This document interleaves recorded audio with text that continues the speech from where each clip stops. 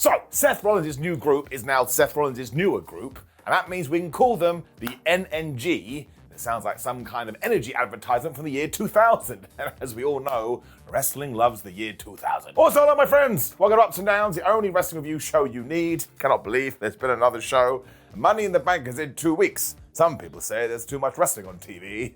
But not I, the bald a-hole. I say it's perfectly balanced and nobody is going out of control. However, works for me, because I'm now in business again, whatever that means. But let's give the good bits an up, and the bad bits are down for the Raw after Saturday night's main event. But yes, Seth Rollins, Bron Breakker, Bronson Reed and Paul Heyman were out to kick off Raw.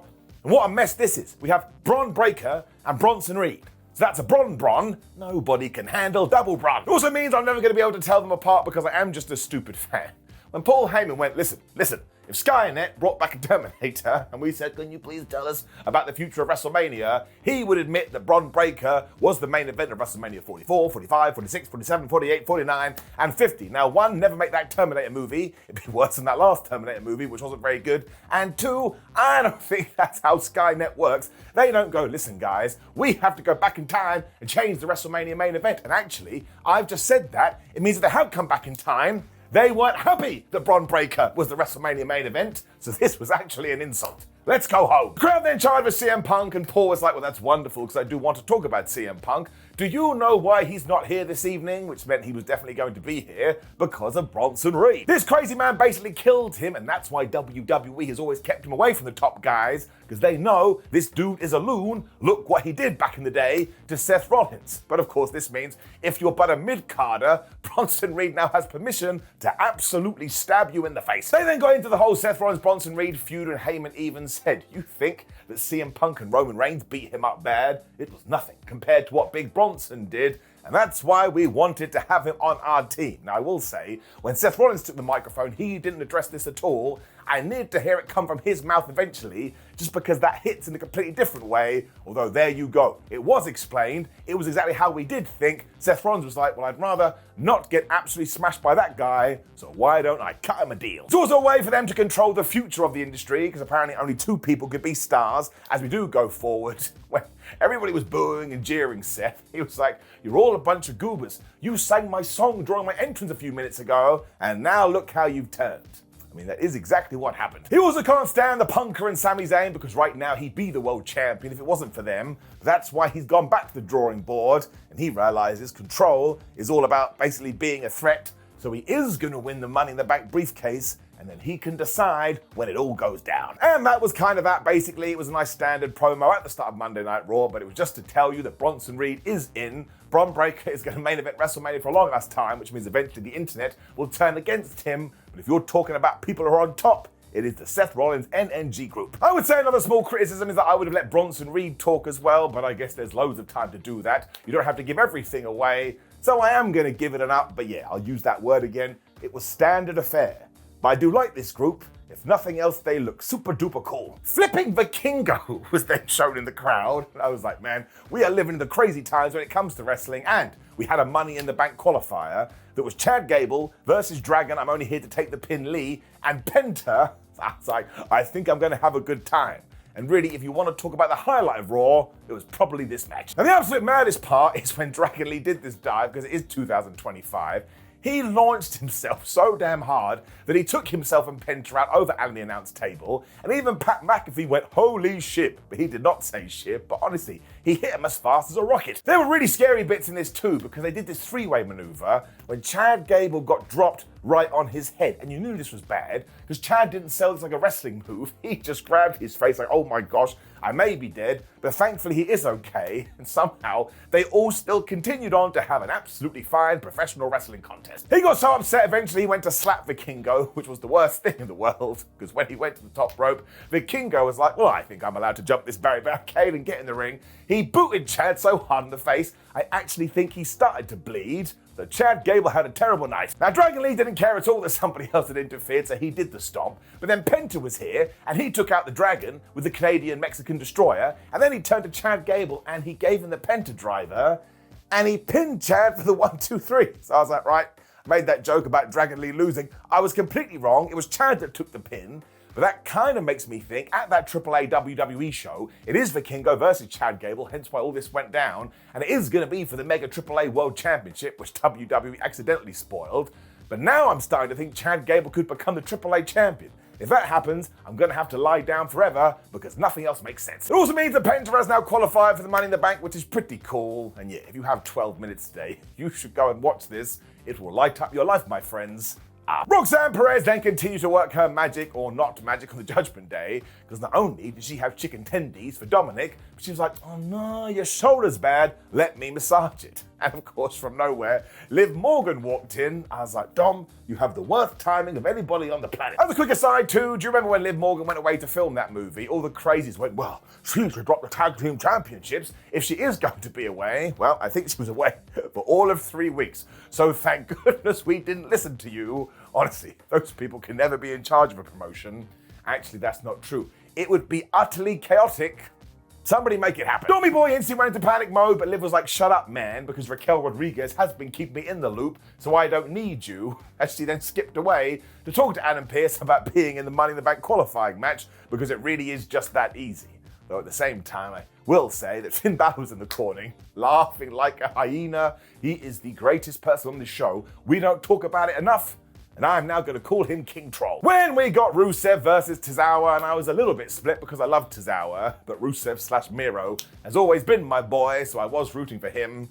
And he killed this dude in around about 2 minutes. He put him in the accolade, and Tozawa was like, man, I tried so hard, but he was done. I was about to say 1, 2, 3. Like it's Sesame Street. It was a submission move, so he passed out. Now, of course, because Rusev is a bad guy, he wouldn't let go. And Sheamus was clearly backstage going, oh man, I tell you, if he doesn't reach that hold, I better go out there. He's not Scottish. I don't know why he did that. So, of course, he went out, he looked at Rusev, and Rusev looked at him, which means this is super serious. And I don't care, I need that match in my life. Because one, they're like proper friends, so they absolutely kick each other's ass. But also two, it is big men slapping man meat. And if we can build it to SummerSlam, I will tell you this, I think it's gonna be a big old deal. So it got me excited, man, which is the point of wrestling, giving it up. Sami Zayn was then literally doing this backstage. Man, I should have gone out there, the opening promo, and interrupted. What am I doing?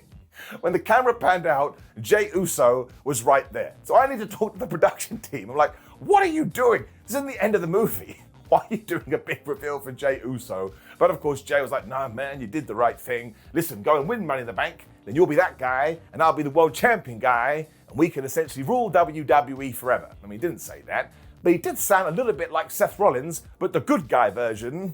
So this may be a Doctor Strange situation. When we did indeed have this triple threat match for the Raw Tag Team titles, and you know my deal with this, I'll have all the teams, the New Day, the War Raiders, and the Creeds. But I just kind of feel like we need more teams in the division to begin with, and we could have built this way better. It sort of came as quickly as I lost my hair. Now, because the New Day and the Creeds are kind of the bad guys, the War Raiders are the good guys, for a while the New Day were like, oh, Julius and Brutus, you should team up with us and we can take them out. And for around about 3 minutes, that's exactly what they did. Ivar and Eric were still able to come back, and they absolutely smashed the Creeds for a while. And given that, spoiler, the Creeds didn't win here, I now think we need to find another experienced team and just let them do an elongated program with Julius and Brutus, because they clearly have all the potential in the world. They just need more reps.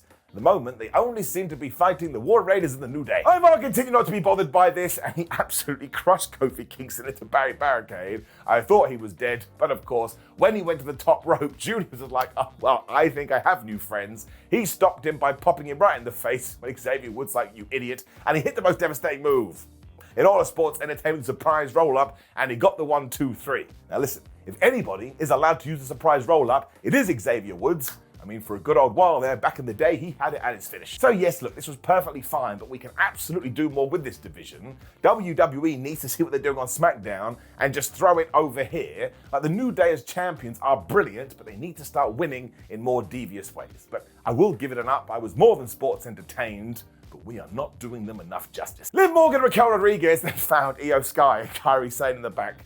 And Liv is brilliant. Even though she got cheered throughout this show, she clearly wants to be a heel, because she went, what's this? A Damage Control reunion? Yeah, right? You guys are dead. Now, Sky didn't really have an answer for them because she thinks they're goobers, so Liv was like, right, fine, I'm going to win the Money in the Bank briefcase, and do you know what? I'm going to cash in on you. Because of course, who cares? about the tag team titles for the love of everything. Can we please just have some sort of tag team feud? I mean, I presume that is what this is going to be, but it would be great if somebody, e.g. Liv or Raquel, could go up, but also, even though I am saying these words, thank goodness for this gold on my shoulder. Either way, Kairi Sane felt so offended by this, she was like, I will challenge you to a match later, so it is going to go down, when out came Jey Uso. And he spoke for around about 8.2 milliseconds when Gunther went, nah bro, this is my time and I'm going to talk into your face. Now he did congratulate Jey Uso for beating Logan Paul at the weekend and for being in the WWE for 15 years. Let's just quick a tick tangent here. That is absolutely incredible. And if I had told you 15 years ago that Jey Uso was going to become the world champion, you would have laughed at me and slapped me round the face, and that probably would have been the correct thing to do. But this is why new WWE is so great. Look at the current pack now. Any one of these guys could follow suit. That is good wrestling. The issue Gunther has with Jey now, though, is that while he wants to be the captain, he's never going to be able to lead the ship because he is so worried about what everybody else thinks, like he's always trying to have Sami Zayn's back, and that is not what the world champion does. And in fact, the reason Gunther was able to be the champion for almost a year is because he only cares about himself. Then he started to cry. He didn't cry. The Ring General also doesn't think that Jey Uso has the intellect to be the champion, so the countdown clock has begun, and in 2 weeks on that Raw after Money in the Bank, he is going to win back his world title. I was like, how is Money in the Bank in 2 weeks? We only just had Backlash, we only just had Sunday Night's main event. And I'm going to watch it anyway, so I'm part of the problem. Jey then realized he was totally done with people talking about him this way, because he is the champ and he's going to be the champ for a long time. And you know what? He's going to do it with his friends, he's going to do it with his family, he's going to do it for them, and he's going to do it for all the fans as well. And then right then, all the crowd went, oh my gosh, Jey Uso, we love you. So for all those people that are still waiting for Jey Uso to quote unquote fall off, I think you may need to go find another hobby. Everybody loves this guy, and so do I. He also got them to chant "You tapped out," which is also what he's going to do on that episode of Monday Night Raw. And this really does feel like Jey Uso has gotten over that crisis of confidence, and now he believes he can be a good world champion. So again, it's nice and simple stuff, but these two just work together. They have great chemistry. Somebody put them in the science lab. Give it an up. Kairi Sane versus Liv Morgan was next. There was a powerbomb on the outside to the floor that was so disgusting. I was like, man, this show needs to be rated 18. I'm exaggerating. Kairi was able to fight back with the spear and just booted Liv Morgan right in the face when Liv got the code breaker. I don't know what happens here. It was quite clearly a 1-2, but the live crowd must have heard an extra noise because they thought it was a 3, and they started chanting at the referee. I was like, man, that is really unfair. I think we can leave the officials alone. If you want to yell at anybody, it should be the useless wrestling security guards. They never do their job. Surprise, surprise, Raquel Rodriguez then came out for the interference distraction, which was the second time this happened this evening. But also, Roxanne Perez was there, and do you know what she did to Kairi Sane? She attacked her on the top rope, which was essentially identical to what Chad Gable had done to Vikingo, or the other way around. And then there was just some mad stuff that went on, and Liv was looking at them arguing on the outside because Raquel was like, what are you doing, Roxy? And because Liv Morgan was a wrestler inside a wrestling ring, and because people she knew were arguing on the outside of said wrestling ring, she forgot she was in a match, and when she went for the Oblivion, Kairi went nope and hit the most devastating move in all of sports entertainment, and she got the 1-2-3. So I am giving this a down because not only did we do another interference, and I know we keep moaning about this, but it is a problem, but we also tied that up with 2 surprise roll-ups on the same show. This has nothing to do with Liv Morgan, who is flipping brilliant. It's nothing to do with Kairi Sane, who is underused and underrated. We just need to come up with some better creative ideas, because now, and once again I'm like a broken record, every time a match on Raw, SmackDown or pay-per-view begins, you go, well, I wonder who will interfere, and somebody always does. We also don't need to do this match. Like if Liv Morgan's only just come back and you don't want her to lose, but you think Kairi Sane needs a win, you can go and find anybody else. I mean, if you're going to copy anything, do what we did with Rusev and Tozawa. So I'm just done with it. WWE and most wrestling companies see this as a get out jail free card. Well, not on my crappy show it's not, which I'm sure is absolutely going to affect them, and they'll be having tears into their cereal, but I am giving it a down because it's too much and it's out of control. One day Netflix will make a movie about it. But then in a quick video with Rhea Ripley, who is going to win Money in the Bank because she wants to, when Chad Gable was talking to Ivy Nile, those creeds, I think they need more training. Somehow Vikingo had gone backstage. He just had free walk of the evening. He could go wherever he wanted. And of course they got into it. I'm going to beat you at the AAA show. No, I'm going to beat you. When Chad turned around and AJ Styles punched him right in the face, he's like, listen, you and that coffee bean have to stop interfering in my matches. That took me a second because I'm an idiot. And of course, El Grande Americano, That's a little bit funny. Chad Gable now also has a massive list of enemies. He's a bit like Jey Uso. Everyone's going after Jey Uso. I don't mind Chad Gable versus AJ Styles. In fact, I'm very excited about it. But why has AJ Styles forgotten about that Intercontinental Championship? Remember that? He was getting in the Judgment Day's face, and then we never really did anything about it. I guess he's just more mad at Chad. That does rhyme, so it must be true. Speaking of the Judgment Day too, Raquel Rodriguez was then super mad at Roxanne Perez. Do you know what Liv Morgan said? She said, "No, Raquel, the apple of my eye, you are to blame because you are the veteran." And she walked off. Now, once again, the highlight of this is Finn Bálor laughing in the corner like he's been pulling all of the strings. I'm going to say this for the down low, but I think it's true. He could be my favorite character on Raw. Lyra Valkyria was next, and she still hates Becky Lynch, rightfully so. Mostly because even though she did beat Becky Lynch at Backlash, that Becky's been walking around acting like she won.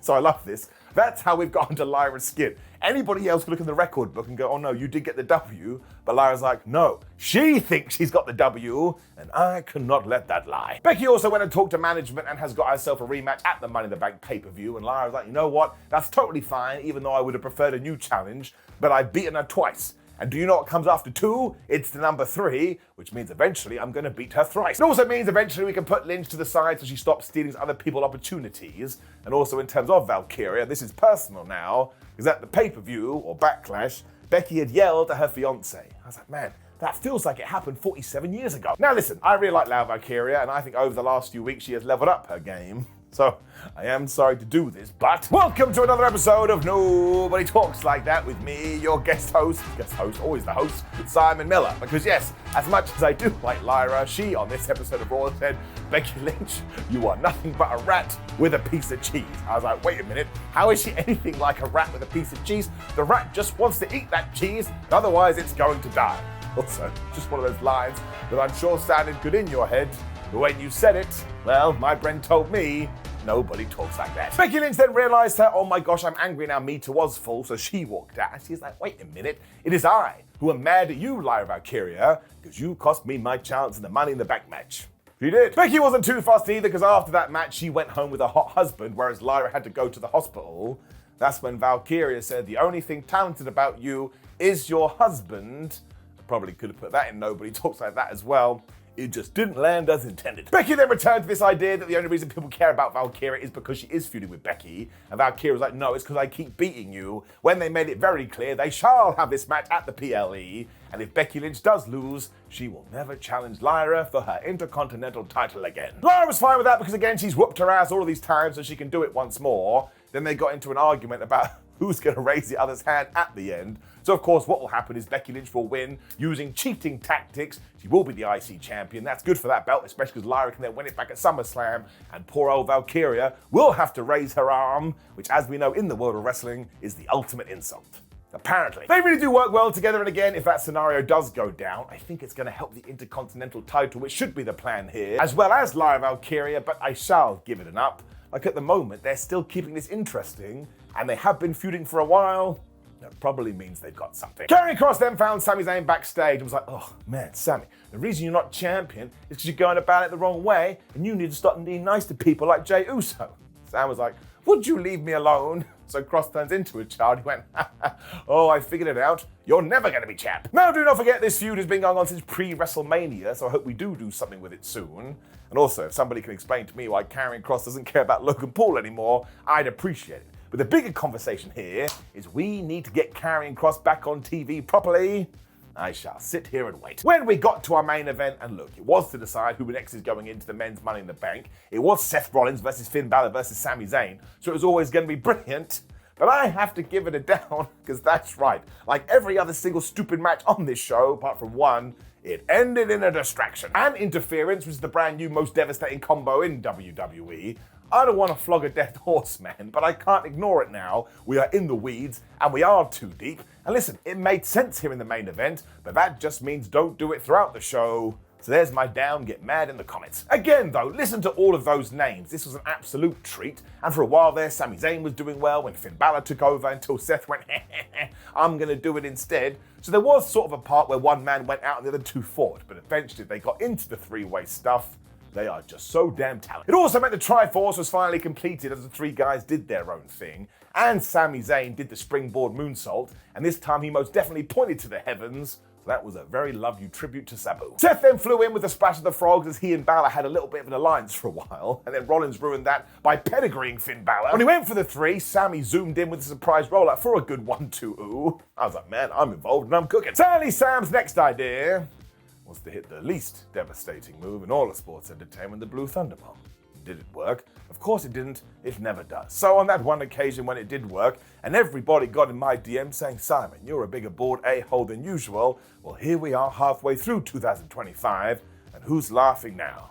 It's not me, is it? Look at my serious face. This move sucks. Seth then decided he would slap Sami Zayn, so Zayn grabbed him and gave an exploder in the corner, when all of a sudden Finn Bálor was here with a sling blade, when he realised, oh my gosh, everybody's meters is filled, so it was time for some finishes. It was actually Sami Zayn who got the last one because he hit the haluva kick, and of course, he had the 1-2 up. We never got to 3 because Bron Breaker pulled him out of the ring, which begs the question, why did they wait until now? Why didn't the bell just go ding, ding, ding, and they just got in and cleared the field? It's a question we're never going to know the answer to. I honestly would have bet my life this would have gone down, and what a crazy thing that is to say, when, of course, Bronson Reed and Bron Breaker started to beat up Sami Zayn when Jey Uso came out and he was jumping around the place, but as soon as Seth Rollins got involved with a mini distraction of his own, Bron Breaker was like, I'm going to spear you, and then Bronson Reed flattened the other one, and these two were dead. It was then even more craziness, and actually I quite enjoyed this, which is why it annoys me when we do it throughout the show, but Dominic Mysterio then ran to the ring, he slid in the chair, he totally screwed this up because it didn't make to Finn, and just as Bálor was going to get it, Seth went, ha ha, and he stomped Finn Bálor's head onto the steel, and he got the 1-2-3, which means here we are in May, and Finn Bálor just took the fall in another match. You could also make the claim that maybe Dommy Boy did this on purpose, but once again, the timing of this thing was brilliant. When, of course, Seth Rollins' new group were like, wait a minute, we're the bad guys. They started to beat up all the good people when CM Punk's music hit. If I was Seth Rollins, I would fire Bron Breaker and I would fire Bronson Reed. They are bad at their job because they went to the entranceway to stop Punk. So, of course, Punk came through the crowd. He snuck up behind Seth Rollins. He hit the GTS. And before these two goons could get back, he ran away and did this. In the crowd, that's just what good guys do. So your new hires absolutely suck, Seth Rollins. But listen, this was a nice way to carry on this feud. The big question being, where does it end? You have to figure that Seth Rollins will become the champion at one point. So is that how Punk gets the belt? I do not know, but I am going to give it up, mostly, because this match, apart from the nonsense, very good. Which brought us to the end of a very middle-of-the-road Raw. Like, if you don't want to watch this one, you can absolutely skip it. And I do think a lot of this is the fact that WWE just has so many shows, so there's no time to build anything at the moment, it's just go, go, go. But it wasn't boring, it was perfectly fine, so I shall give it an up. But I will say at the moment, WWE needs a little bit more zing. Now, of course, please do let me know if I'm right or wrong in the comments below. If you like the video, share the video and subscribe. Click the video on the screen, which is my ups and downs for Saturday night's main event. Now I can rest for around about 48 hours. There is more wrestling, because it's never going to stop. It's good for me, though, because it is my job. I appreciate my friends. Have a terrific day. See you soon.